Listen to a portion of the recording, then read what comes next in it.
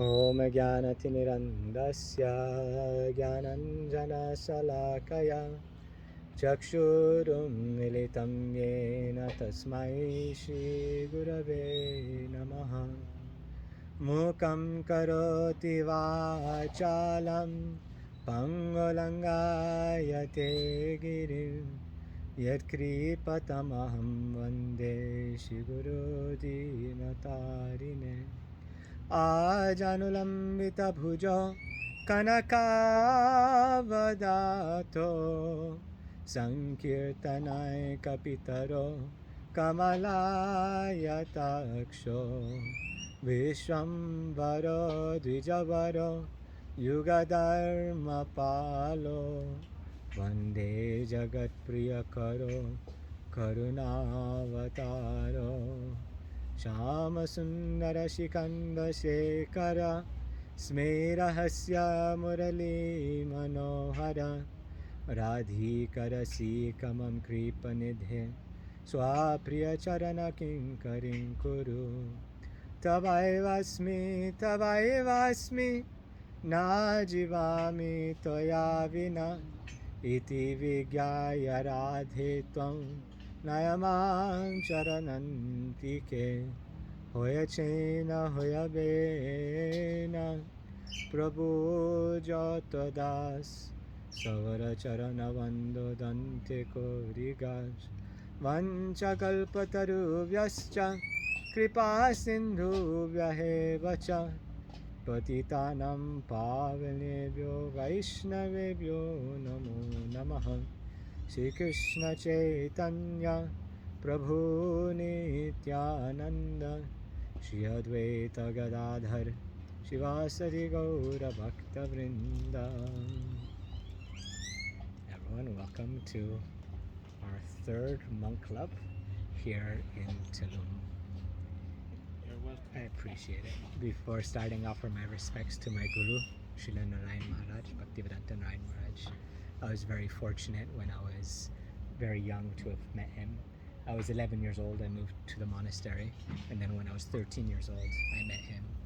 And after, when I was 16, I traveled with him around the world, was personally guided by my guru. He's no longer with us on the planet, but I owe my life, my soul, the person who I care about the most, love everything, is for my guru.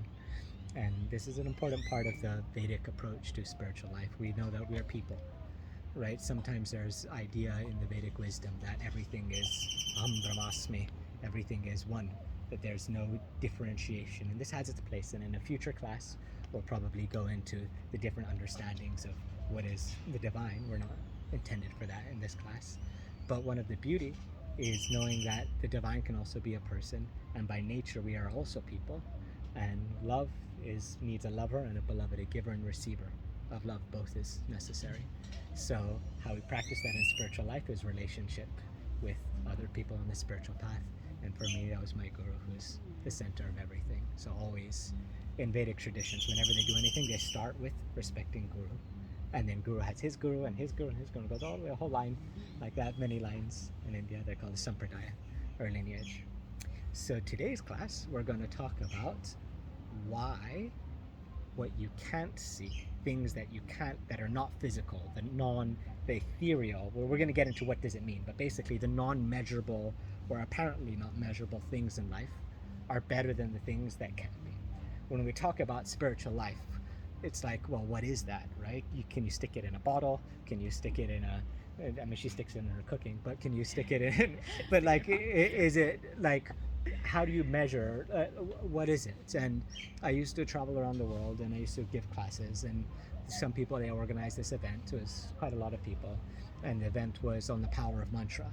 And I was like, okay, how do I explain how a mantra works? What we were doing just before was chanting specific mantras, and it's like, it was a very Western kind of logical audience, and it's like, well, how do these words or these vibrations, so what? Is it just music? Right? Or is there something more than music? We do a lot of mantra meditation. Maybe in future classes we'll do, like, just go deep into mantra meditation, chanting on beads like he has around his neck, right? There's many different ways of practicing mantra, but what makes a mantra different from any sound vibration? Can you make up your own mantras? Like, how does this work? And it brought me to one part of the Vedic wisdom, which is Bhumir apo nalo vayur kam. You're not supposed to understand that. That's don't worry. It's like, oh, I don't know what you're saying, but there's how many people here have heard of the Gita, Bhagavad Gita? You know, I know you're you know Bhagavad Gita. Not so familiar with Bhagavad Gita.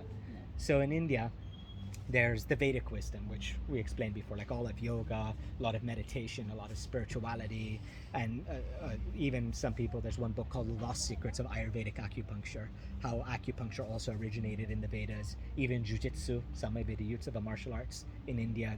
So it's a very vast body of wisdom, and it covers a lot of subjects, like we just studied. And it can be people dedicate their whole lives to studying this stuff, and it's really complicated. It's in Sanskrit and that. But to make it kind of simple, the author of the Vedas wrote one particular book, and that goes to like the essential core of what it's all about, the spiritual aspects, not so much about Kama Sutra, sex, and building stuff or whatever. That's more about what is actual spiritual growth. And it's a discussion that takes place on a battlefield. There, we talked about this last week, right?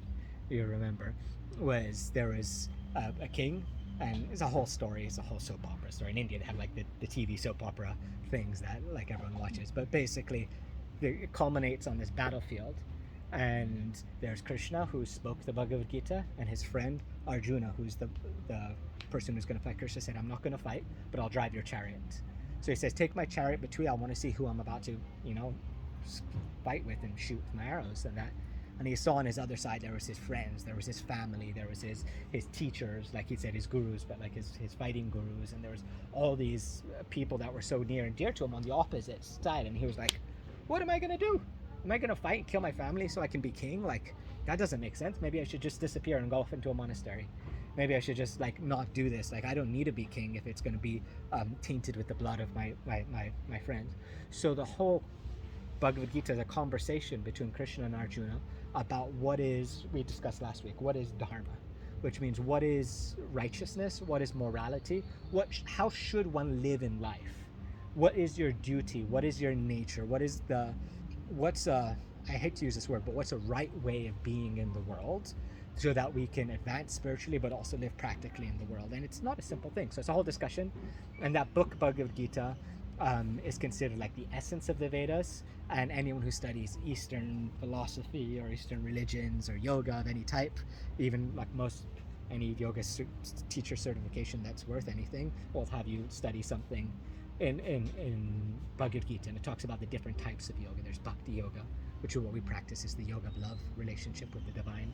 There's the yoga of Gyan, of like using your knowledge and intellect, how to use your brain to advance spiritually. There's karma, how do you live in the world. The whole big discussion. And the book is written in poetry.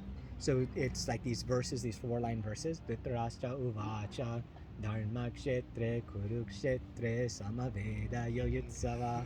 Right? Mamaka pandavaschaiva kimakurvata sanjaya. And so in the monastery, we would wake up every morning and we would chant these and memorize these verses. And each one of them, sometimes you can spend like days and days just studying the meaning of one. So what this class is going to be is the explanation of one verse. I remember my guru, when he was mentoring me, he took my Gita and said, "I'm going to memorize I'm going to take the most important ones that you need to memorize." And he took this one. I was like, why is he memorizing this verse? Like, it's like such a basic, bland, like what's the point of this one verse? I'm like, out of all why is this one important, right? And but I memorized it because he told me to. And then years later, I was in this yoga studio trying to explain mantras, and it clicked that this verse uncovered it all. And then it took me about 8 years of unpacking the ideas of this one verse, and that's the whole middle section of my book, is unpacking this one verse. And this verse is Bhumirapo. You don't have to remember, right? Even though in the old days, the teacher would come and they would just say the verse once, and then everyone would memorize it, and that's it, they learned it, right? But we don't expect that now. Bhumirapo nalo vayur kam mano buddhirevacha ahankaramitiya me lingam prakriti astada, which is said that life, reality, what you're seeing, like where we live, the world is composed of 8 elements. It's made up of 8 different things. There is earth, which is things that are physical, earth, like ground, sand, right? Earth. Then there's water, which is liquid, water. Then there's fire. Then there's air. Then there's ether, which now we're starting to get into subtle things. Ether, which is the space or sound vibration. And if we go into the line of these elements, we've got earth. By nature, it's the most physical. It's very tangible. You punch earth, you hurt your hands, right? It's physical, it's solid. A little bit more subtle than earth is water, right? It's very physical, but it's a lot more adaptive, a lot more fluid. It's a little bit hard to contain than earth, a little bit less measurable, right? Then more subtle than that is fire, right? So more so it goes from physical to subtle. Then more subtle, that sound vibration is ether. And we know that sound vibration is very powerful. We're doing mantra meditation. But then, and you have like 5-element acupuncture, which I believe is scientifically proven to, when NASA, they send people up into space, the astronauts, then they need to take medicine with them. But how do they know what diseases they're going to get? What are they going to do? And their space is very limited on space shuttles. So they're like, okay, what's the one thing that we can send them that they can take care of all of their things? And they send them acupuncture needles. NASA, and then they have people stick it in this point over here, right? It's like, so NASA's like the one thing that we can use, or an oil rigs like out in the middle of the ocean where they can't bring a bunch of stuff, and that acupuncture can fix all kinds of things. So there's things like 5-element acupuncture, which is, I mean, if it works for NASA, it's pretty right, pretty accurate, which is saying that our body is composed of earth, water, fire, air, ether. There's these 5 elements, and there's different needles that are, when they're out of balance, when you have like too much fire, you have a fever, and then you increase the earth and the water, and then the fever comes down, and that's kind of like how the medical system works. And maybe a little bit famous, some people have like the 4 elements, because ether's now getting a bit too subtle, so they do earth, water, fire, air, the measurable. So we're familiar with those, but that's just like the basic, not as interesting stuff. The better stuff is when you go into the more subtle, where you go earth, water, fire, air, ether. Then more subtle than ether or sound vibration is mind, mana. Before we were saying bhaja mana, we're saying our mind, focus on here. Our mana is our emotions, it's our feelings, right? That's more subtle than sound vibration. More subtle than that is intelligence. Intelligence is our data or information. So if you can think of like, you're walking and then you go, oh my gosh, I see a dead person, and you freak out, and all these emotions come from a piece of information that this thing is dead. Then you go and poke him and the person's actually sleeping. Oh, it's not dead, now I'm happy, right? So, hello, have a seat, come join us. You'll have to go? Okay, 5 minutes. So, we're talking, anyway, you'll catch up, right? For 5 minutes, thank you. So emotions and information are separate things. So information or intelligence is more subtle than emotions. And then more subtle than that, which is so subtle, almost hard to measure, is identity or ahankar. It's an identity of what something is. It's a frame, it's a concept, an identification of that thing. So these are all considered material elements of this world, and everything is a composition of that. So if you have water and earth mixed together, then it's mud, right? So it's kind of like a mix of the two. But like your hands, if you rub them together, there's fire in them. You clap them, there's sound in them, there's ether. Then there's also information in your hands of like what's the DNA that's telling how the hand to grow and what shape it's taking. Make sense? So information also exists even in any physical object. There's all the 8 elements are generally constantly mixed in any one thing. Are we on the same page so far? Is this too technical? Good so far. But not all elements are created equal. And the argument that I make in the book is that the things that are subtle, the more subtle you go, the more powerful it is. It's harder to measure, it's harder to see, but it has greater power over everything. I remember I was with one in Hong Kong. I was with one monk and we went outside. I don't know if you know Hong Kong, they have all these high-rise buildings everywhere. It's all like really small and compact, everything's like mini. And we were on the roof and looking at all these buildings, and he was talking about philosophies. And philosophy exists in the realm of ideas, and whole nations are built around philosophies and ideas. So you think of something like the Taj Mahal, it's like, oh, I miss my wife and I have this sentiment, this emotion, so therefore I build a building which lasts into history. So and then why do you build a building, right? You build a building to create a certain experience. Like in Crypto Club, we had this designer lady. She was in CryptoFest. She was working with Google and that to build their headquarters. And it's like the whole purpose of the buildings are to be able to create a certain experience or a certain emotion when you go in there. Anyway, so point being is that there's always all of these elements together, but the ones that are subtle are more important and they are more powerful than the physical. The more subtle you go, the more powerful it is. So the example that we gave of the dead person, right? The information you had is this person's dead. There's all these emotions, and then like there's all this adrenaline running in your body, and you think, oh, maybe this place is dangerous. So you pick up a stick and you're ready to fight, and then you whack someone else on the head. Like all these chain, then you go to jail. Like all these chain of events happens from a belief that you had, something which existed in the subtle, non-physical sphere that caused all that physical reaction. And creation also happens that way. You have an idea, you have a vision, and then that gets created out into the world. It starts from identity, I believe I can do this, to how do I do this, to the information, to having that emotion about it, putting your emotion into it, to communicating that. Then from communicating, then it goes all the way down the elements. One question. Yes. Would you say identity in this case is like an archetype? So You could say an archetype is an identity, Okay. yes. And if someone identifies with it, there's one book. It's called what's this book called? I read it. I read a lot of books. It was I listen to them. I don't read them, but okay, so you identify with something and then you can make it happen. yeah. There's a book that have a lot of scientific evidence. It's not like a spiritual book or anything. It's like a self-help book. The Tao of Physics. No. And basically what they say, the whole idea of the book is you have a certain archetype of your hero. Like if you say, oh, I can't be so cool in doing X, Y, Z, then you say, but super me does, or you give yourself like a Superman identity, and then you step into that identity as that person, and then you get empowered to do the thing. So it's like, oh, I'm not a good baseball player, and he says, oh, but the XYZ is, and now I'm XYZ, now I'm this person, and you take on that That's archetype. interesting. It's like connecting with the spirit.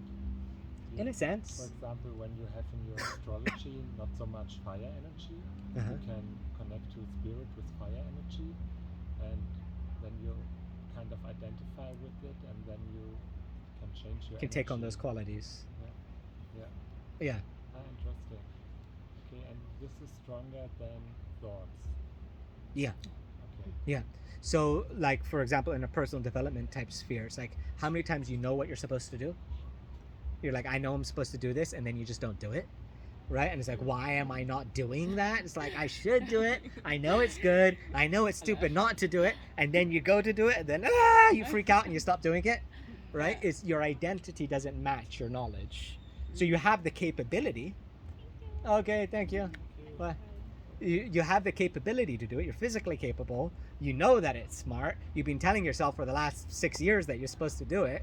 But when you go to do it, your identity of yourself doesn't match that, and then it conforms, and you're unable to step into that, right? So, yeah, identity is a belief about yourself.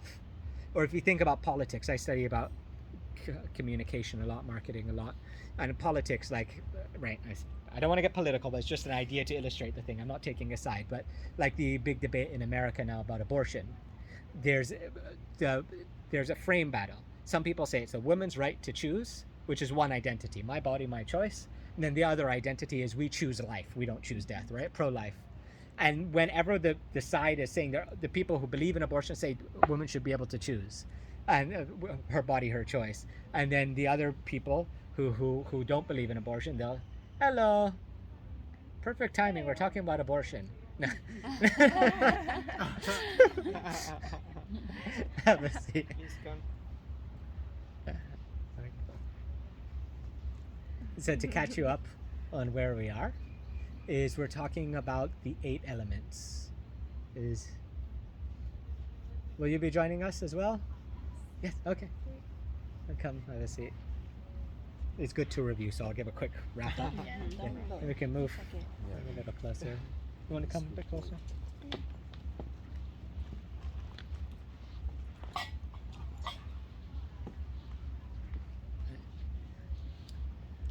So to catch up where we are, your name? Monica. Malika or Monica? Monica. Monica. She's Malika and Monica. Okay. Pleasure. And Sarah. We know you. Sarah. Okay.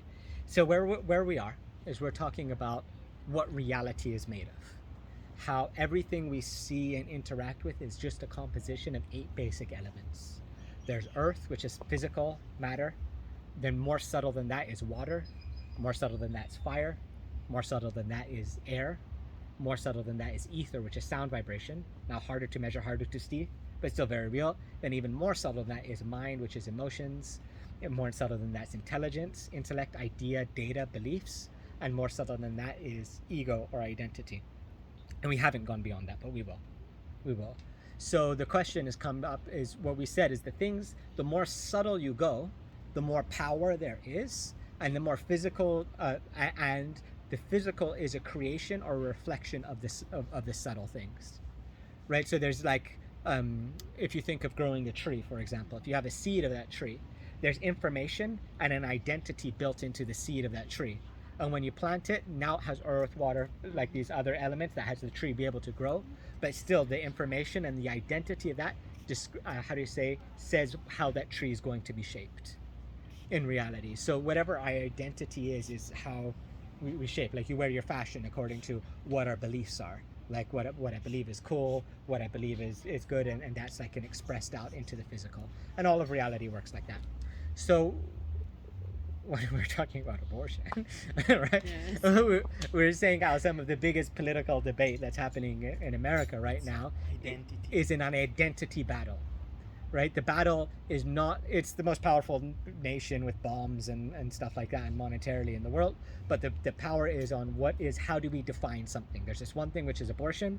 If it's killing, then it has a certain connotation. If it's personal freedom, it's another connotation, and the battle is just on identity, on beliefs. And whenever they have the battle, they're not actually discussing the substance or what's actually going on in the other elements. It's just how do I identify things. So once you can clearly identify something, everything else kind of flows from there. And that's like the biggest power place in the world. So why are we talking about this in a spiritual class from a monk? Like what does that have to do with our spiritual growth? Well, there's 2 reasons why I bring that up, right? One reason is when we go into, if we agree with the premise, and if you don't, we can discuss it more. I wrote like several chapters on this. I'm just going over it fast. But if we agree with the idea that the non-physical, the things that you can't see, can't touch, the subtle realm, the subtle domain, is more powerful and more important than the physical and causes the physical to be, then it would make logical sense for us to go as subtle as we can to have the greater chance of living a wonderful, beautiful life and being Dharma or being fulfilled, being complete, or having any point.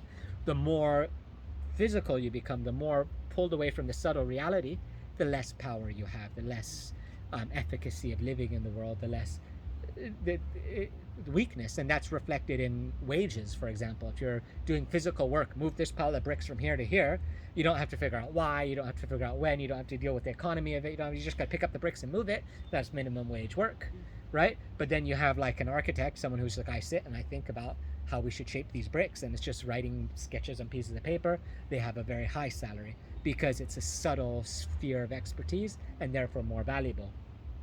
Or you have people just like they're celebrities. What do? I was listening to a Cardano, for the people who are into crypto, right? I was listening to a Cardano thing, and they had a movie star came onto the conference talking with Charles Hoskinson. What he said was completely stupid. It didn't make any sense, right? And he wasn't like anything, but it's just he was famous, right? He was a star, and therefore, this meeting and this thing mattered. So some people, just by virtue of who they are, they don't have to be the strongest, they don't have to be the prettiest, they don't have to be the most intelligent, they don't have to be the richest or anything, but just by the nature of their identity, just to appear in a place, they can get paid all kinds of money. Like celebrities, they can get like Gucci or whatever is paying them to wear the brand, right? As opposed to everyone else trying to pay to wear the brand. It's like the value dynamic is always switching.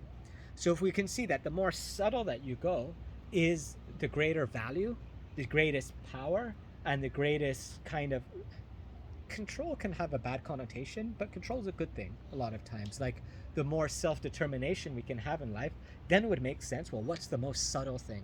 How can we go even more subtle, right? And then now that gives validation for spiritual life. A lot of people, now the second thing, I'll get there, keep that in mind, right? The second thing is, especially in places like Tulum, people think that spiritual life is what I call the ethereal or the mystical realm. So it's like, oh, we're going to talk about chakras, which Westerners sometimes say chakras. It's not chakra, it's chakra, just so you know, right? It annoys the hell out of me. That's not how you say it, right? The identity is wrong. No. So there's, like, you could talk about chakras, or you can talk about like the nadis, the energy channels in the body, or you can talk about having like a mystical experience where you're talking about like spirits and you're seeing things in the non-physical realm, and it's like, oh wow, that's like a spiritual thing. Talking about it, right? Not living it, talking about it. Talking about, but even some people experience like, oh, let's take some drug that now I'm seeing something which is on a different sphere, and we can be fooled into thinking that that's spiritual because it's not physical. Because it's not physical, but it's not spiritual, at least how I define it. Of course, it's an English word which can be defined in different ways. It's subtle. Like in martial arts. Should we do the test? Right? Yeah. Yeah, you want to do the? You're like, yeah, let's do the test. Okay, right? So, okay. So we've got you, and then maybe you, right? Yeah. You want to be part of the test? Okay. We'll get there in a second. So there's. If it's in tune with their identity. We've got to see, right? Your identity has to match, right? Well, we'll get you there. So who's gonna fight who? No, it's not fighting. It's a wrestling ring. No. I'm gonna fight her. Right? No, that wouldn't. Anyway, point is that we're gonna do the. Let's do it right now. Well, I'll explain it in a second. Okay, please stand up. Come join me. And please turn this around so the camera people can see us. Right. So people here, you've heard of like prana or chi, right? Yeah. That's like the energy, and that moves by your mind. Your mind can control how your energy goes.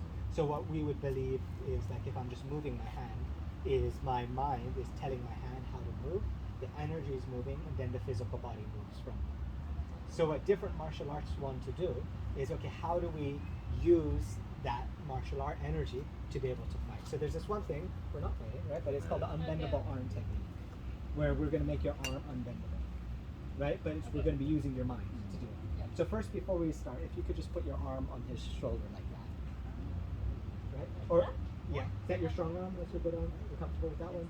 Yeah? Okay, so now just use your strength. Be like, I'm a muscle builder, right? And then keep your arm straight, and then try to bend her arm. Ponlo duro así hacia abajo. ¿Entiendes lo que quieres en español? No, sí. O sea, que hagas tensión hacia abajo. No, fuerza. Oh, sorry. Yeah. I was trying to explain. No, it's cool. So tener fuerza con tus bíceps. How do you say bíceps? Bíceps. Con tus brazos. Para no, gosh, it might be easier in English. But, okay, so let's see you push your arm down. Like this? Yeah. ¿No tienes más fuerza de esto? No. Sí, Yeah. con mucho fuerza. Okay, now bend her arm. No, I can't. You can't? No, it's really. Well, then this is not going to work then. You can't? You really? Yeah, it's bending. I don't wanna hurt her. Like, I don't. I'm boy. She's really strong. It's really well, then our technique's not working there. Do you want to try? Or come? No, but I want someone else to do it, because otherwise you press him like I'm It was Like this? touching Yeah. here though. Was not Go touching here. here. Okay. Sit. Sure. Put your arm here. Use your strength. Now bend his arm. Yeah. Can you bend his arm? This press is not working. So what was it? Because he's strong.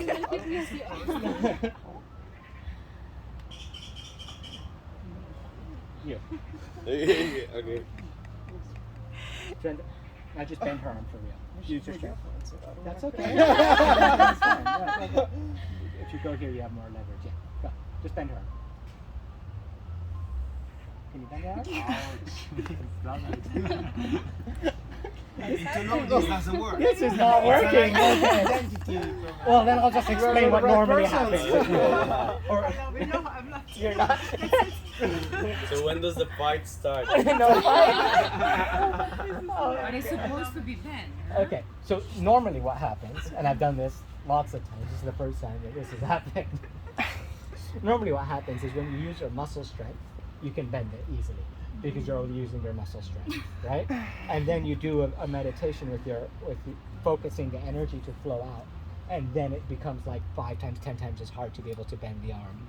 It's like in the hypnosis, they put the people between Yeah. 2 chairs and they're lying down and they're Yes. in a state of deep concentration hypnosis, and then they're like standing between 2 chairs like this. And then you have people sit on and you them. have people standing on them. Yeah. I don't know if you've seen that somewhere. We can try it. We got- I'm a magician. Oh yeah? I'm an hypnotist, Oh. so we can try that. Yes. And work for the example, but it normally works.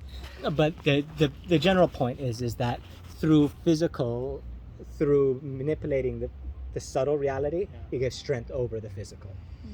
Right? So like like the Shaolin monks, they break stuff on them, and there's the different things that you can do that way, Also right? like sitting in the eyes, for example. Well, that's very physical, right? Oh, you mean like having mind over matter? Yeah. Yeah. Like you have Yeah. to have a mindset, because if you think the ice is going to make you sick, you will get Then sick. it does sometimes. Yeah. It's like the placebo effect is real. Yeah. Yeah. There's many examples. I mean, just the simple fact that the placebo effect exists, mind over matter, and there's a lot of stuff. But the basic point that I was making is that the subtle is more powerful than the physical and has control over the physical reality, and physical is shaped by subtle reality and beliefs. So, what does that mean practically for us?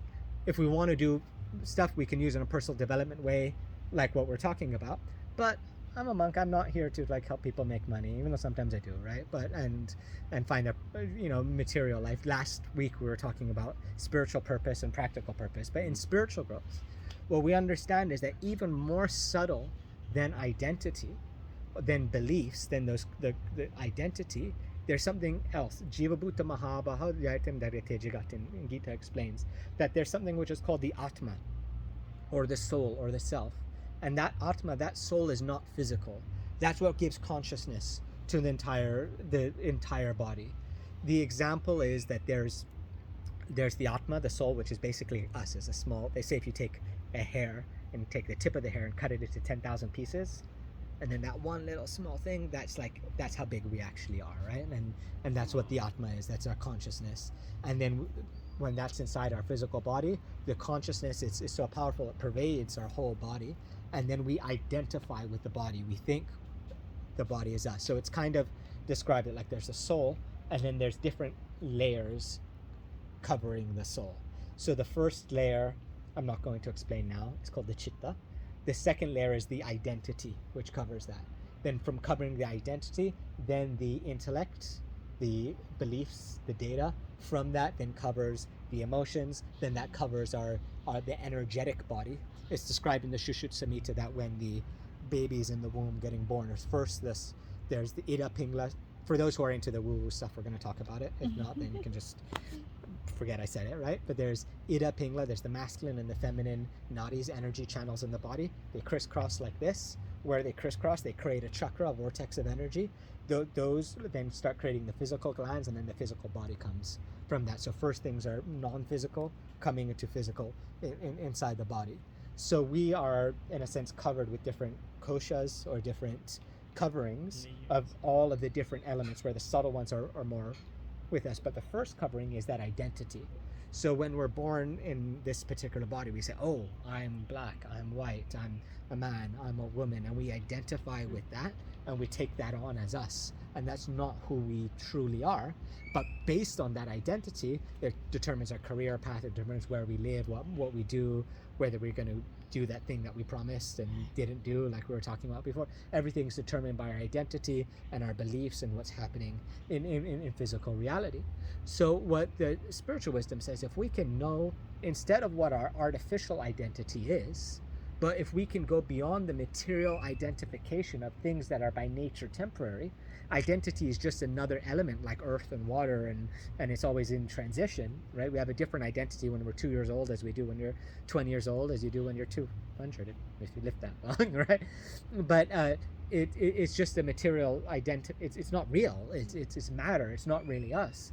So if we can understand ourself, our soul that exists beyond physical matter, then now that opens a whole nother dimension of power, and then we can actually truly start living.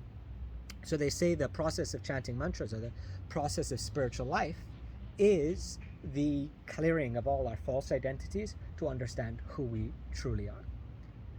So then the question is, well, then who are we, right?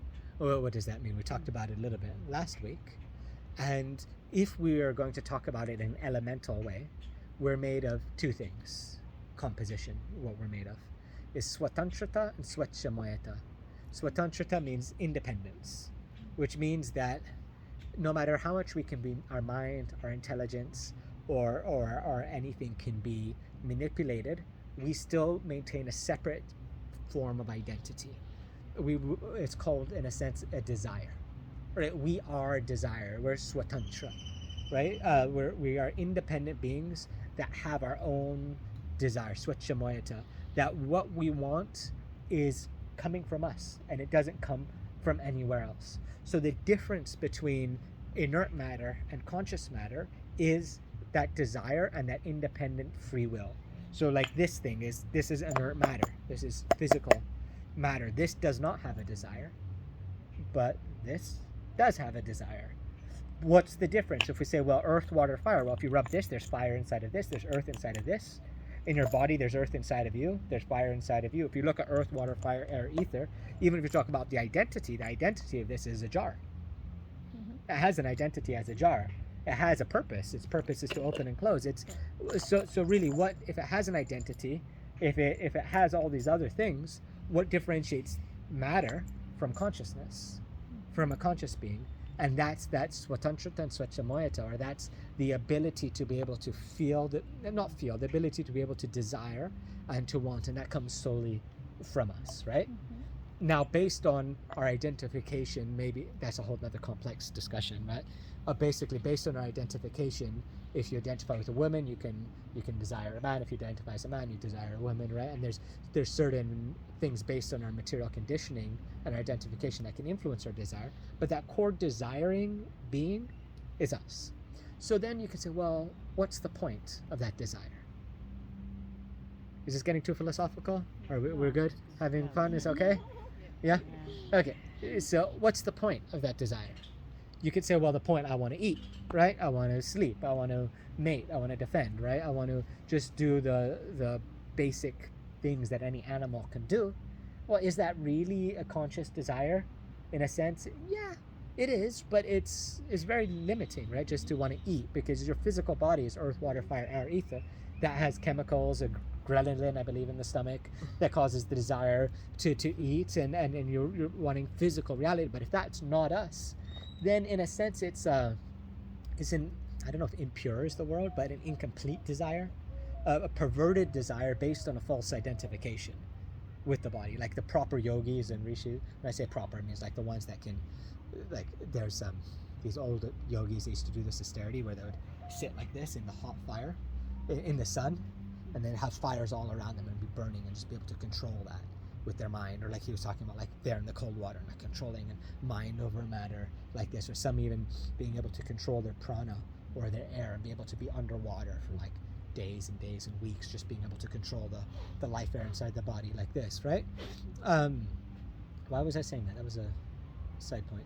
Okay, but my point being is, like, if you are highly identifying with yourself, the needs of the body, the physical needs of our reality are less meaningful or less important.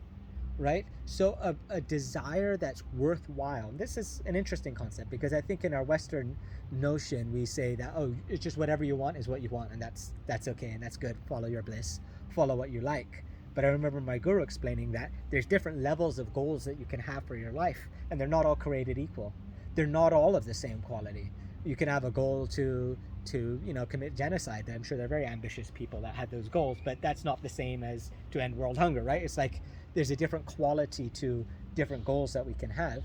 And any goal that's related with physical reality or even subtle reality, our mind, emotion, to want to be entertained or whatever, it's a lower class goal. A higher class goal is love. Why love? Because that's consciousness, right? If you're talking about lust, that has to do with the body. But true spiritual love, that's an integral, inherent part of the soul and inseparable.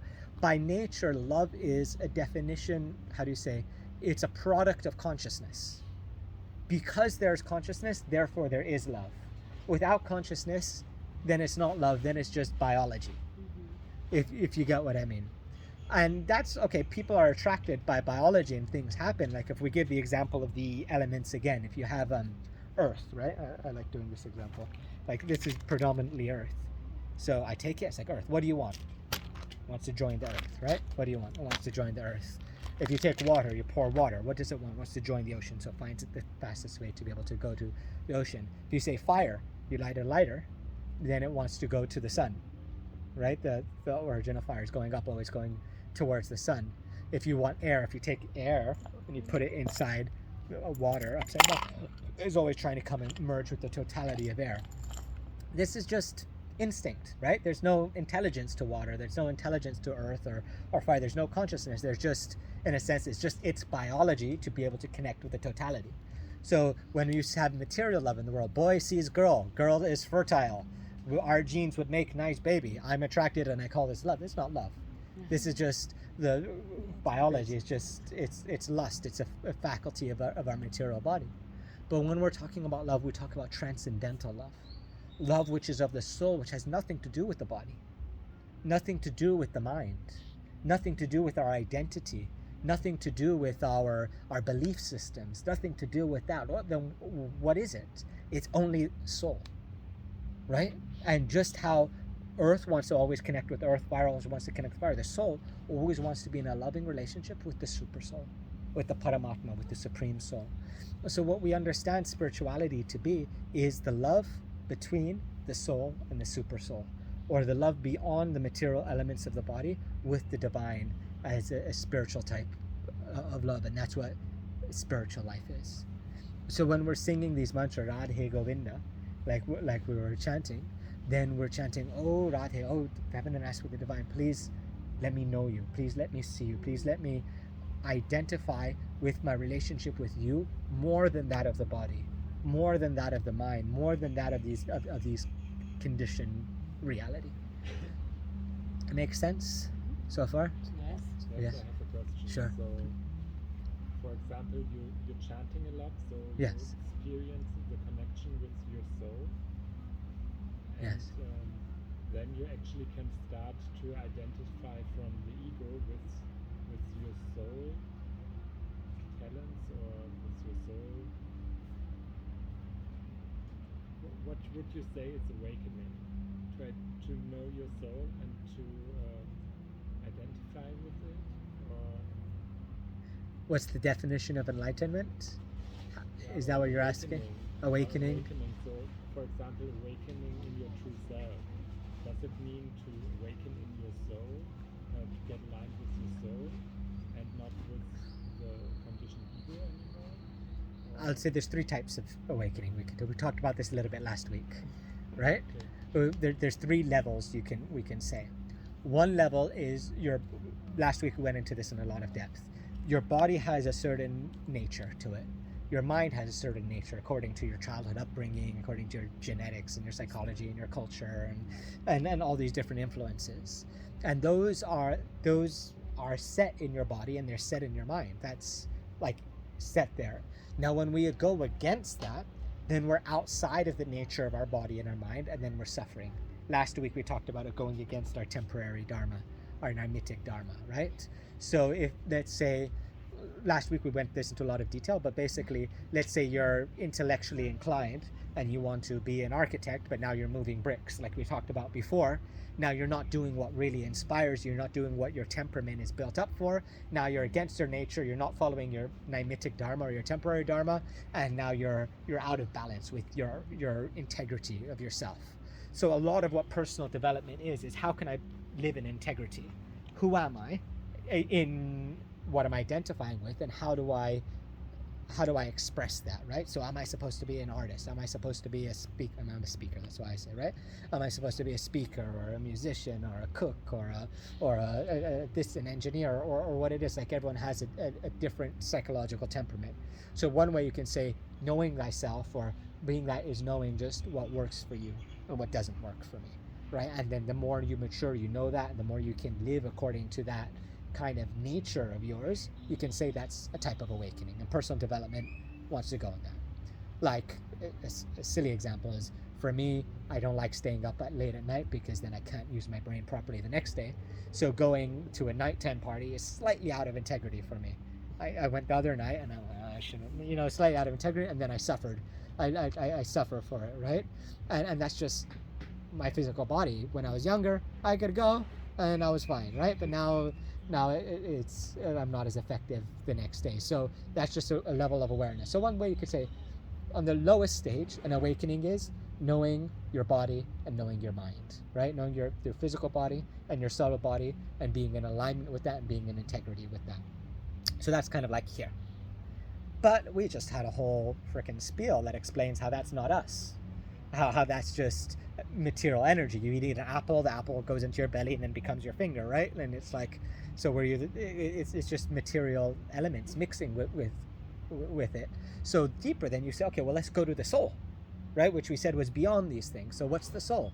We say the soul is consciousness by nature, right? Last week we were talking about there's bliss, there's happiness in the soul by nature, and it's eternal. The soul doesn't want to die, right? It wants to live on eternally. So you could say that then what self-actualization is, or enlightenment or awakening is knowing your soul as separate from the body, but not just knowing it intellectually. Like now you guys know it intellectually, but I'm like living it and experiencing it, and then that being your primary reality and how you operate within the world. And many religions are about doing this. They talk about like the bodhisattva, like being Buddha or being enlightened or being, in the Vedic wisdom they talk about. Do they have lotuses here? Like if you have a lotus flower, we used to have them next to our monastery, and there's the leaves, and if you put water on them, the water just rolls right off and it doesn't actually touch the leaf. So an example is like in India they have the word pankaj, right, which is it's a very pure. It's that which is born of mud, which is like a lotus flower. It's like beautiful and it's pure, but it's not touched by the muck of this world. So how do we live in this world in an enlightened state, but we're not angry by the things that happen in the world? We're not hankering for anything in the world. We're sukha dukkha samakritva labalavo jaya jiyo in Gita explained, where we're detached from attachment, fear, and anger, where we don't have lust, we don't have anger, we don't have greed, we're not identifying with things of this material world. And whether you win $1 million or whether you have your hand chopped off, it's all the same to you, because that's not you, right? You're equal to all things in this world. So that you could say is, okay, that's a enlightenment, right? That's living as your soul and as your being. And many religions, maybe in the future we'll talk about the different understandings of divine, say that that's the goal, that's where you want to go, identifying with yourself. The Vedas, and we say, yeah, that's pretty good, but there's still better, right? There's still more, right? And it's like if you have a seed and a tree, the seed has a potency, and when you grow it, then that potency can be fully manifest. So the example that I like to give is if you have a seed that's got poop on it, right? Or like some sand and some dirt on it. It's like, okay, well then what's its nature? It's like, well, really you want to clean the poop and the sand and the dirt off and let it just be a washed seed. And now it's cool. Now it's not covered by the muck of this world. So that's what that state of enlightenment would be, of not identifying with.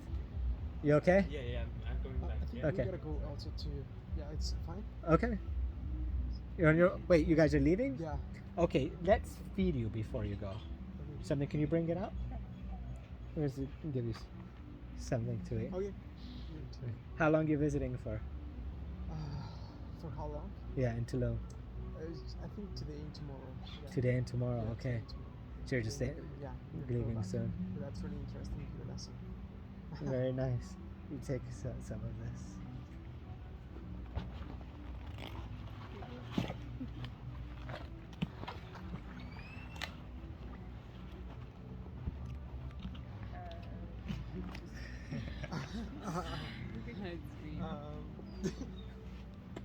How do you this? Yeah, I tied it really well.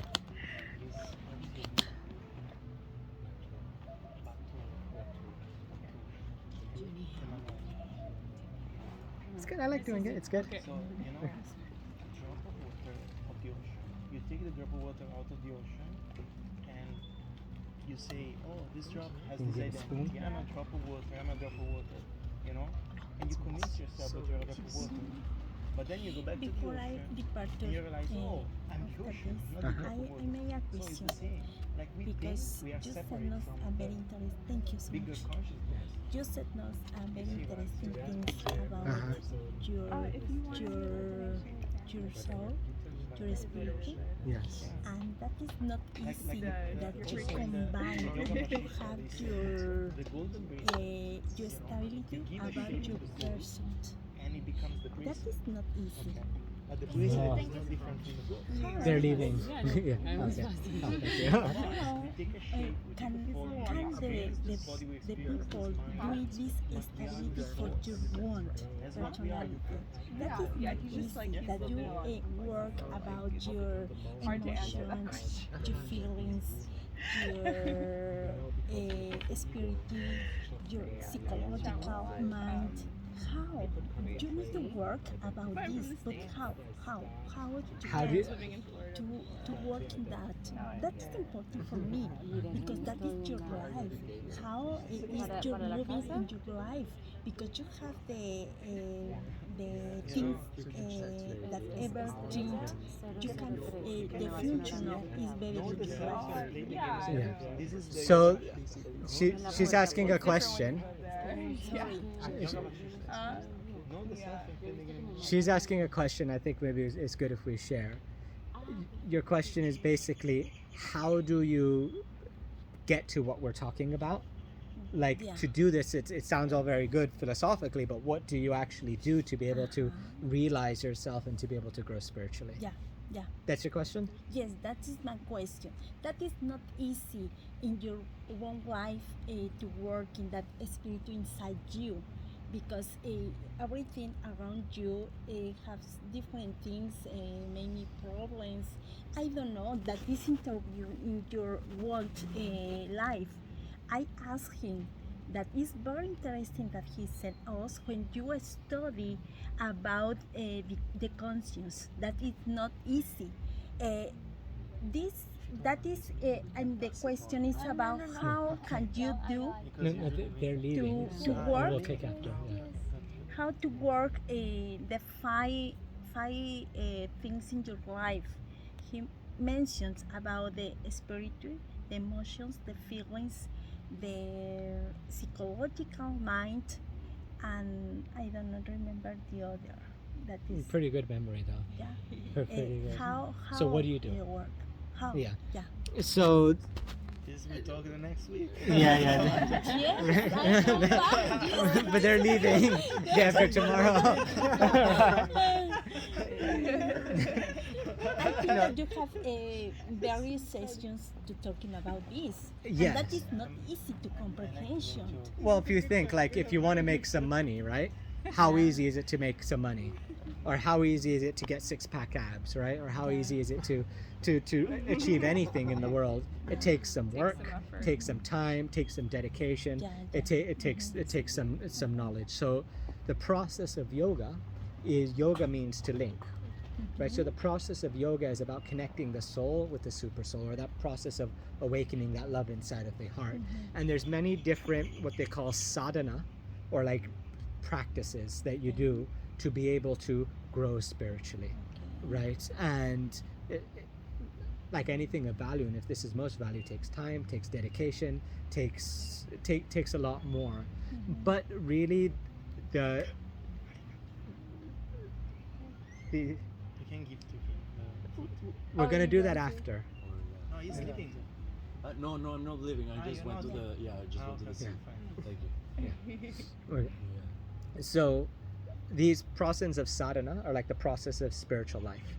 And there's 5 main sadhanas or 9 different processes that are like practices. There's sadhu sangha, right? And sadhu sangha means if we try to do spiritual life by ourselves, it can be very difficult, right? Yeah. But so many things pulling you in different directions. But if you have meetings like this, then through the association of other people, it rubs off on you. They say yes yet sangati punsa manivat satatguna. If you take a diamond and you put it on yellow, it becomes diamond. If you put it on blue, it becomes blue. If you put it on red, it becomes red. It takes on those qualities. So we're like that. We take on the qualities of who we associate with. So most important thing is, what are you hearing? Who are you associating with? And that's the reason why I'm doing classes like this. Another way is, like I was explaining before, there's the seed which is not grown, and then there's the seed which is fully grown as a tree. It needs water, it needs earth, it needs nutrients to be able to grow into its full potential. I don't want to get into too long because this can be a very long discussion, but basically association is one very powerful. The other powerful process is chanting mantras. Like we were singing Radhe Govinda, chanting mantras like this is a spiritual process in of itself. It has certain power to be able to clean the soul, and then also with this you can awaken love and relationship with this mantra chanting. So if you're leaving now, you can go home and you can say Radhe Govinda, Radhe. Every morning you wake up, say, okay, timer on my phone, 5 minutes. Radhe Govinda, Radhe Govinda, Radhe Govinda, Radhe Govinda. Then this can be self-practice like that. And then you can also message me and I can help you with some other practices online if you like. And then the next one, Sadhusanga Namakirta, Bhagavat Shravan, is learning, hearing. Like right now, most of you are just listening to these things and you're not doing anything, but by listening, then this also has a cleaning effect on the soul. So also reading books, also listening to audio and live, there's also very powerful. So those are the 3 most powerful. There's more, there's more, You can just increase your level now. but those are the main most powerful things for how to advance spiritually. Okay, thank you so much. Really very, very interesting. Thank Yes, you. Thank you. Thank you. Thank you, everybody, to stay here. Thank you. I have a grateful inside because that is a different experience. I never lived here, and when you listen, you transmit everything, and the music and something that stay with all together here. That is very special. A special day for me. Thank you so much, everybody. Thank you. Thank you. Thank you. Thank you for coming. Okay. Can I have some? Thank you. Yeah, Yeah. I'll take after. We just want to Ah, get sorry. ready Yeah, before we yeah, go. I'm sorry. Yeah. Sorry. No, you went and you missed the point. Yeah, I'll have some it's later. like Yeah, sneak don't worry. preview. Thank you. Or how about this? We just do some kirtan, then we do food, and then we can talk casually after. Otherwise, I'll just go on forever. Like the longest I spoke, I think, was like 6 hours or something. 6 hours. Yeah, but yeah. Okay, Okay. see you. Thank you so Thank you. much. Take care. And so do one kirtan, and then we do prasad, and then we'll can ask questions and talk casually, I guess. Because otherwise, it's a lot to digest. Digest food on top of that. Yeah. Sweet. Okay, so do more kirtan. You want to say anything else about kirtan? Or just go into it? Well, no, just go into it. You asked me to talk. I'm just gonna go for it, right? Which is fine. This is why we kick for. Yeah. So as long as it's not 9 o'clock in the night and you still talk, it's Yeah. no problem. So yeah, many different ways of connecting. Kirtan, using our voice, using that subtle sound vibration is a very powerful method to connect on, like we were saying, a little more subtle than just like holding things. It's so a little bit more powerful, a little higher up on the scale, right? Sound is connected to each other. Yes. Yes. Ether. It is ether, and yeah. What should we do? I think that's the same one, or do something. Upbeat. Yeah. Okay. Krishna so Govinda Krishna- Govinda Gopalanandala. Yeah. Yeah. Oh yeah, we could do that. Zen. Wait, what? Oh, Jio Sham Lala. No. Oh, that one's fun. That one has a lot more words in it though. That's a complicated one. So repeat. Krishna, Krishna. Krishna, Govinda, Govinda. That one. Govinda, Govinda. Gopal, Gopal. Nandalal, Nandalal. Krishna Govinda Govinda, Krishna Govinda Govinda. Gopala Nandalal. Yeah, so Krishna Govinda Govinda Gopala Nandalal. Yeah. Gopala Nandalal. Nandalal. Yes. These are all just different names of Krishna. They have like different qualities. Like Nandalal means the darling son of Nanda. So we're using a very personal name, saying like, hey, like I know who you are, you know. Kind of like you want to get somebody's attention. Maybe you call them by their nickname, you know. Like it's kind of like something similar to that. So we'll speak Go. these names. Yeah. Okay. Okay. This time, everybody clap, okay? Not me, the only one clapping. Otherwise, people talk and say, oh, only one clapping. Everybody clap. You ready? Yeah. Okay. Krishna Govinda Govinda Gopal Nandala Govinda Govinda Gopal Nandala Krishna Govinda Govinda Gopala Nandalal. Krishna Govinda Govinda He Gopala Nandalal. Krishna Govinda Govinda Gopal Nandala Govinda Govinda Gopal Nandala Krishna Govinda Govinda Gopala Nandalal. Govinda Govinda Gopala Nandalal.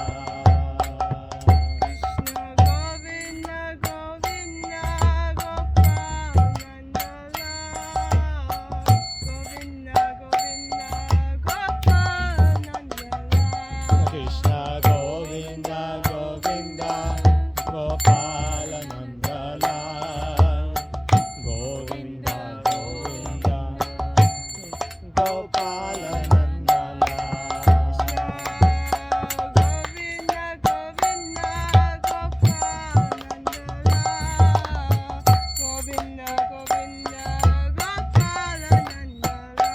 Krishna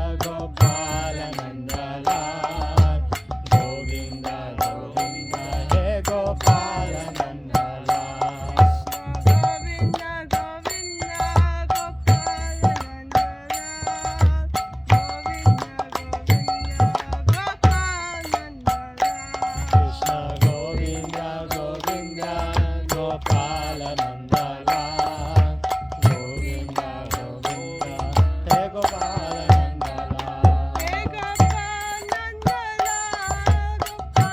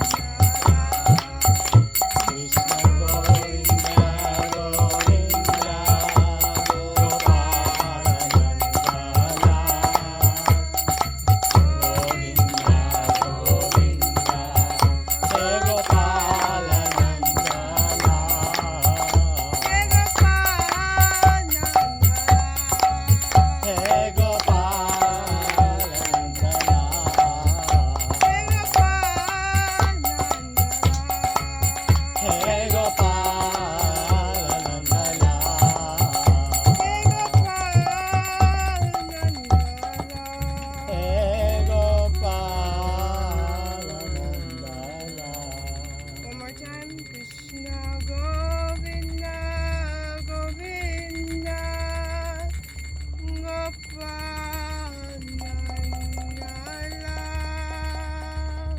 Gopala Nandala Krishna Govinda Govinda Hey Gopala Nandala Krishna Govinda Govinda Gopala Nandala Govinda Govinda Hey Gopala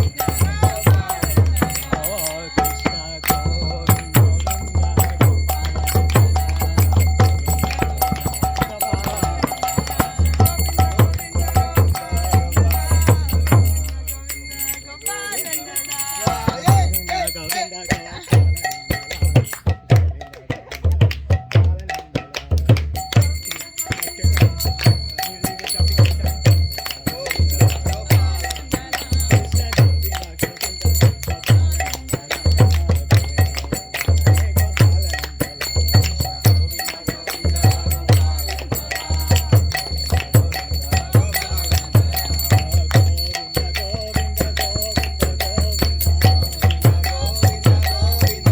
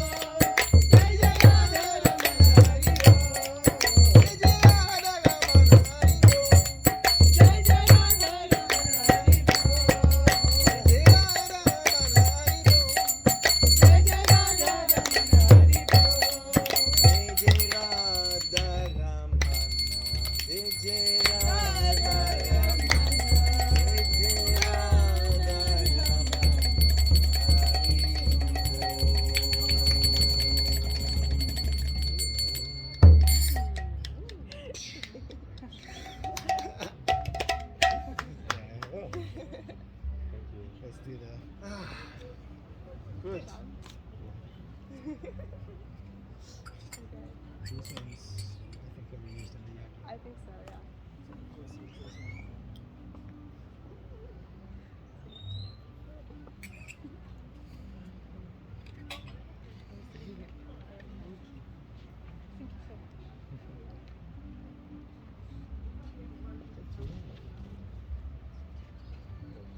We can have a seat.